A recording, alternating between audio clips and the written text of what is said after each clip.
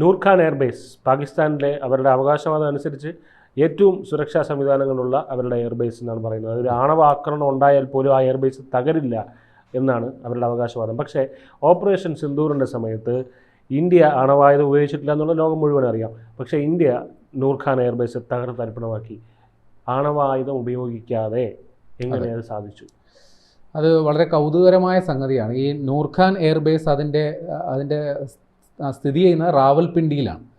അപ്പോൾ ഈ എയർബേസ് പാകിസ്ഥാനെ സംബന്ധിച്ച് അതീവ പ്രാധാന്യമേറിയതാണ്. കാരണം അവിടെയാണ് പാകിസ്ഥാൻ്റെ ആണവ പദ്ധതികളുമായി ബന്ധപ്പെട്ടുള്ള ആയുധങ്ങളടക്കം അതിൻ്റെ രഹസ്യങ്ങളടക്കം സൂക്ഷിച്ചേക്കുന്നത് ഈ നൂർഖാൻ എയർബേസിലാണ് എന്നുള്ളതാണ്. ഇപ്പോൾ ഇന്ത്യ ഔദ്യോഗികമായി പുറത്തുവിട്ടേക്കുന്ന വിവരം പ്രകാരം ഈ നൂർഖാൻ എയർബേസിൻ്റെ അതിൻ്റെ കൂടെ ചേർന്ന് 2 സ്പെഷ്യൽ പർപ്പസ് ട്രക്കുകൾ സൂക്ഷിച്ചിരുന്നു.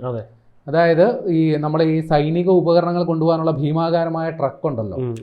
അപ്പോൾ ഈ ഇന്ത്യ പ്രതീക്ഷിച്ചത് ഇവരുടെ ഈ ആണവ പോർമുനകൾ ഘടിപ്പിച്ച മിസൈലുകൾ അത് വിക്ഷേപിക്കാൻ സജ്ജമാക്കാനായിട്ട് അത് കൊണ്ടുപോകണമല്ലോ. അതിനുവേണ്ടി തയ്യാറാക്കിയ 2 ലോറികൾ 2 ട്രക്കുകൾ ഇന്ത്യ തകർത്തു എന്നുള്ളതാണ് ഇന്ത്യ ഔദ്യോഗികമായിട്ട് സമ്മതിച്ചിട്ടുള്ളത്. അതുകൂടാതെ അവരുടെ ഈ കമാൻഡ് സെൻറ്റർ ഉണ്ട്. അതായത് അവരുടെ ഈ കമ്മ്യൂണിക്കേഷൻ സംവിധാനങ്ങളുണ്ടല്ലോ, ആശയവിനിമയത്തിൽ അവരുടെ ഈ യുദ്ധം സംബന്ധിച്ചുള്ള കാര്യങ്ങൾ അതിനും കേടുപാട് വരുത്തി എന്നുള്ളതാണ് ഇന്ത്യ ഇതുവരെ ഔദ്യോഗികമായിട്ട് സമ്മതിച്ചിട്ടുള്ളത്. പക്ഷേ ഈ നൂർഖാൻ എയർബേസ് നമുക്കറിയാമല്ലോ, ഓപ്പറേഷൻ സിന്ദൂർ നടന്നത് മെയ് 7-ാം തീയതി അല്ലെങ്കിൽ 6-ാം തീയതി അർദ്ധരാത്രിയാണ് തുടങ്ങിയത്. അപ്പോൾ അവിടെ ഈ മെയ് നടന്ന് ഇപ്പോൾ May, June, July, August, September അല്ലേ, ഈ സെപ്റ്റംബർ ഈ സമയത്തിന് ഏതാണ്ട് 2-3 ദിവസം മുമ്പാണ് ആ നൂർഖാൻ എയർബേസിൻ്റെ പുനർനിർമ്മാണം ഏകദേശം ഒരു വട്ടം എത്തിച്ചത്. ഇപ്പം മാസങ്ങൾ നീളുന്ന പ്രയത്നം വേണ്ടി വരുന്നു പാകിസ്ഥാന് അതൊന്ന് മര്യാദക്കാക്കിയെടുക്കാൻ. ഇപ്പോഴും പാകിസ്ഥാൻ അവിടെ യഥാർത്ഥത്തിലുണ്ടായ നാശനഷ്ടങ്ങളെക്കുറിച്ച് ഒരു വെളിപ്പെടുത്തലും നടത്തുന്നില്ല. അതിന് കാരണമുണ്ട്. കാരണം ഈ നൂർഖാൻ എയർബേസിന് അത് പുറമേ നിന്ന് കാണുന്ന അതിനും ഉപരിയായിട്ട് ഇതിൻ്റെ അണ്ടർഗ്രൗണ്ട് പരിപാടികളുണ്ട്. ഭൂമിക്കടിയിൽ ഇവർക്ക് രഹസ്യ അറകൾ ഉണ്ട്. അപ്പോൾ അത് നമുക്ക് പുറമേ നിന്ന് അതിൻ്റെ മേൽക്കൂര പോലും കാണാൻ പറ്റില്ല. അത് മാത്രമല്ല, ആ ഭൂമിക്കടിയിലുള്ള ആ സംവിധാനം അവിടെയാണ് ഈ ആണവ മിസൈലുകൾ അടക്കം സൂക്ഷിച്ചിരിക്കുന്നത് വേണം നമ്മൾ അനുമാനിക്കാൻ. അത് ഏതാണ്ട് 5 അടി വലിപ്പത്തിലുള്ള കോൺക്രീറ്റ്, അത് സ്റ്റീലും ഇരുമ്പും കോൺക്രീറ്റും ഒക്കെ ഉപയോഗിച്ചുള്ള പാളി കൊണ്ട് സംരക്ഷിതമായിരുന്നു. ഈ അണ്ടർഗ്രൗണ്ട് സംവിധാനത്തിനുള്ളിൽ അവരുടെ സൈനിക ഉദ്യോഗസ്ഥരും സൈനികരടക്കമുണ്ട്. അപ്പോൾ അവർക്ക് ശ്വസിക്കണമല്ലോ.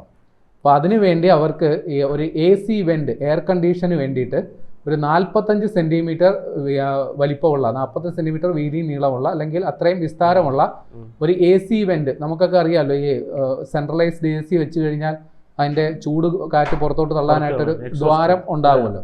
അപ്പോൾ ഇന്ത്യയുടെ ഈ ചാര ഉപഗ്രഹങ്ങളുണ്ട്. ഇതുമായി ബന്ധപ്പെട്ട് ഒരു 12 ഉപഗ്രഹങ്ങളാണ് ഇന്ത്യക്കുള്ളത്. അതിനെ നമ്മൾ നാവിക് സാറ്റലൈറ്റ്സ് എന്നാണ് വിളിക്കുക.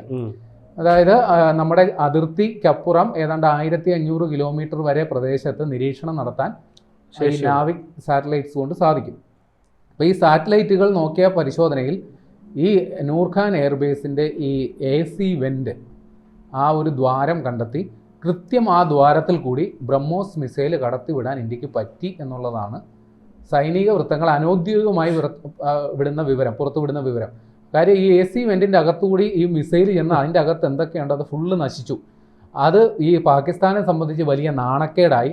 അങ്ങനെ അവിടെ മരിച്ചവരുടെ മൃതദേഹങ്ങൾ പോലും അവർ വീണ്ടെടുക്കാൻ തയ്യാറായില്ല. അക്കാര്യം അവർ അവിടെ ഉണ്ടായ നാശനഷ്ടങ്ങളൊക്കെ മറച്ചു വെക്കാൻ വേണ്ടി അപ്പോൾ തന്നെ അവർ എത്രയും പെട്ടെന്ന് മറ്റേ ബുൾഡോസറൊക്കെ കൊണ്ടുവന്ന് ആ ഉണ്ടായ ഗർത്തം അടക്കം മൂടിക്കളഞ്ഞു എന്നുള്ള വിവരങ്ങളാണ് പുറത്തു വരുന്നത്. ഇപ്പോഴും പാകിസ്ഥാന് എന്താണ് അവിടെ നടന്നതെന്നുള്ള ഔദ്യോഗികമായിട്ട് സ്ഥിരീകരിച്ചിട്ടില്ല. പക്ഷേ പിന്നീട് വന്ന വാർത്തകൾ പ്രകാരം ഈ നൂർഖാൻ എയർബേസിൽ 2 ബ്രഹ്മോസ് മിസൈലുകൾ വന്ന് അടിച്ചിട്ടുണ്ട്. അത് ഔദ്യോഗികമായിട്ട് പുറത്തു വന്നിട്ടുണ്ട് വിവരം. 2 ബ്രഹ്മോസ് പറഞ്ഞിട്ടുണ്ട്. അതായത് അവർ 2 മിസൈലുകൾ പതിച്ചിട്ടുണ്ടെന്നുള്ളവർ സ്ഥിരീകരിച്ചിട്ടുണ്ട്. പക്ഷെ എന്താണ് അതുകൊണ്ടുള്ള നാശനഷ്ടമൊന്നും പറഞ്ഞിട്ടില്ല. അവർ അവകാശപ്പെടുന്ന ആ മിസൈലുകളെ ഞങ്ങൾ തടുത്തിട്ടു എന്നാണ്. പക്ഷെ അതിനെക്കുറിച്ച് ഞാൻ പറഞ്ഞുതരാം. ഇപ്പോൾ 2 ബ്രഹ്മോസ് മിസൈൽ വന്നു, ഡ്രോണുകളും വന്നു എന്നുള്ളത് സ്ഥിരീകരിച്ചു. ഇപ്പോൾ ഇവർ പാകിസ്ഥാൻ പറയുന്നല്ലോ അവർ മിസൈൽ തടുത്തിട്ടു എന്നുള്ളത്. ഈ ബ്രഹ്മോസ് മിസൈലിനൊരു കുഴപ്പമുണ്ട്. അത് കത്തിച്ച് വിട്ടു കഴിഞ്ഞാൽ പിന്നെ കത്തിച്ച് വിട്ടവന് പോലും അതിനെ പിടിച്ചു നിർത്താൻ പറ്റില്ല. കാര്യം ഇത് സൂപ്പർ സോണിക് മിസൈലാണ്. ബ്രഹ്മാസ്ത്രം. ബ്രഹ്മാസ്ത്രമാണ്. അത് സൂപ്പർ സോണിക് മിസൈലാണ്. അതിൻ്റെ വേഗതയിൽ മറികടക്കുന്ന മറ്റൊരു മിസൈൽ ഉണ്ടെങ്കിൽ മാത്രമേ അതിനെ അടിച്ചിടാൻ പറ്റുള്ളൂ. കാരണം അത് ഒരു സെക്കൻഡിൽ 900 മീറ്റർ ആണ് അതിൻ്റെ, ഏതാണ്ട് 1 കിലോമീറ്ററിനടുത്ത് 1 സെക്കൻഡ് കൊണ്ട് അത് സഞ്ചരിക്കും. ശബ്ദത്തിനേക്കാൾ വേഗം. ശബ്ദത്തിനേക്കാൾ വേഗതയിൽ സഞ്ചരിക്കും. അത് മാത്രമല്ല ഇതിൻ്റെ പരിധി എന്ന് പറയുന്നത് 300 മുതൽ 800 കിലോമീറ്റർ വരെ ദൂരത്തിൽ ഇതിനെ സഞ്ചരിക്കാനും പറ്റും. അപ്പം അത്തരത്തിൽ അതിശക്തമായ ഒരു മിസൈലാണ്. അതുമാത്രമല്ല ഈ മിസൈലിൻ്റെ പ്രത്യേകത, അതിൽ അടങ്ങിയിരിക്കുന്ന സ്ഫോടക വസ്തു എന്ന് പറയുന്നതും അതിഭീകരം വലിയ സ്ഫോടക ശേഷിയുള്ള സ്ഫോടക വസ്തുവാണ് ബ്രഹ്മോസ് മിസൈലിൽ ഉൾക്കൊള്ളിച്ചിരിക്കുന്നത്. വാർഹെഡ് എന്ന് പറയും. അപ്പോൾ ഇത് ചെന്ന് പതിക്കുന്നിടത്ത് തരിപ്പണമാക്കും എന്നുള്ള കാര്യം ഉറപ്പാണ്. അപ്പോൾ ഇത്തരത്തിൽ ഈ പറയുന്ന നൂർഖാൻ എയർബേസിൽ അതിഭീകരമായ നാശനഷ്ടം ഉണ്ടാക്കി എന്നുള്ളതാണ്. അപ്പോൾ ഈ നൂർഖാൻ എയർബേസിലെ കമ്മ്യൂണിക്കേഷൻ അല്ലെങ്കിൽ കമാൻഡിങ് സിസ്റ്റം ഒക്കെ തകർന്നു.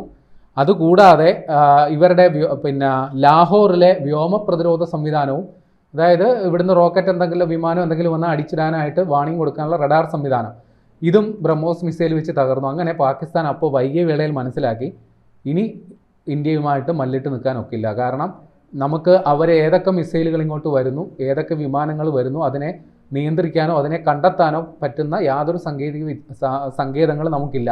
അങ്ങനെ പാകിസ്ഥാൻ ഇന്ത്യയുടെ കാലിൽ വീഴാൻ നിർബന്ധിതമായി എന്നുള്ളതാണ് വിവരം. ഇത് മാത്രമല്ല, കുറേ വിവരങ്ങൾ ഇപ്പോൾ വരുന്നുണ്ട്.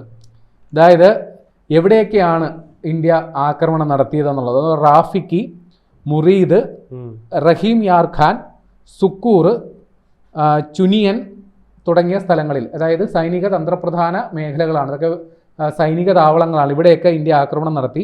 പിന്നെ ഇവരുടെ ഈ യുദ്ധ പടക്കോപ്പുകൾ സൂക്ഷിച്ചിരുന്ന പസ്രൂർ, സിയാൽകോട്ട് തുടങ്ങിയ സ്ഥലങ്ങളിലും വലിയ ആക്രമണം ഉണ്ടായി.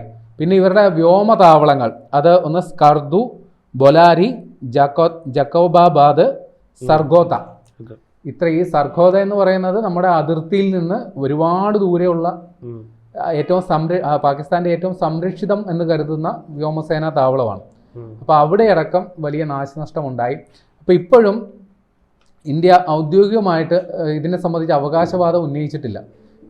ഈ ഇന്ത്യയുടെ പ്രതിരോധ രംഗവുമായി അല്ലെങ്കിൽ സൈനിക വൃത്തങ്ങളുമായി അടുത്ത ബന്ധമുള്ളവർ ഇക്കാര്യം സംബന്ധിച്ച് എങ്ങനെയാണ് ഈ നൂർഖാൻ എയർബേസിൽ ഇന്ത്യ ഇത്ര സൂക്ഷ്മമായി ഇത്ര കൃത്യമായി ആക്രമണം നടത്തിയത് എന്നുള്ളതാണ്. അതിൻ്റെ ഇടയിൽ മറ്റൊരു രസവും ഉണ്ടായി. ഈ ഇന്ത്യ ബ്രഹ്മോസ് മിസൈല് തൊടുത്തുവിട്ടപ്പോൾ പാകിസ്ഥാൻ അതിന് മറുപടി കൊടുക്കാനായിട്ട് പ്രതികാരം ചെയ്യാൻ വേണ്ടി അവർ ഫത്ത 2 എന്ന് പറയുന്ന മറ്റൊരു ബാലിസ്റ്റിക് മിസൈല്, അത് ഇതേപോലെ ബ്രഹ്മോസ് പോലെ തന്നെ അതിവേഗതയിൽ അതീവ ദൂരം സഞ്ചരിക്കാവുന്ന ഒരു മിസൈലാണ്. പക്ഷേ ഇന്ത്യ അത് നമ്മുടെ S-400 വെച്ച് അതിനെ തടുത്തിട്ടു എന്നുള്ളതാണ് വിവരം. ഇനി ഈ പറയുന്ന നൂർഖാൻ എയർബേസ് അത് അതീവ തന്ത്രപ്രധാനമാണ് എന്ന് പറയുന്നതിന് മറ്റൊരു കാരണം കൂടിയുണ്ട്. പാകിസ്ഥാനിലെ VVIPകൾ, അതായത് പ്രസിഡന്റ്, പ്രധാനമന്ത്രി, അവരുടെ സൈനിക മേധാവി അസീം മുനീർ അടക്കം വിദേശ പര്യടനം അല്ലെങ്കിൽ മറ്റ് ഔദ്യോഗിക പരിപാടികൾക്ക് വേണ്ടി യാത്ര തിരിക്കുന്ന അല്ലെങ്കിൽ അവർക്ക് വേണ്ടിയിട്ടുള്ള വിമാനങ്ങളൊക്കെ അവിടെയാണ് സജ്ജീകരിച്ച് വെക്കുന്നത്. അപ്പോൾ അതുകൊണ്ടാണ് അത് അത്ര വലിയ ഒരു സുരക്ഷിത കേന്ദ്രമായിട്ട് അവർ കരുതുന്നത്. പക്ഷേ അവിടെ പാകിസ്ഥാനെ സംരക്ഷിച്ച് നിർത്താൻ പറ്റിയില്ല, ബ്രഹ്മോസ് കയറി പണിയും.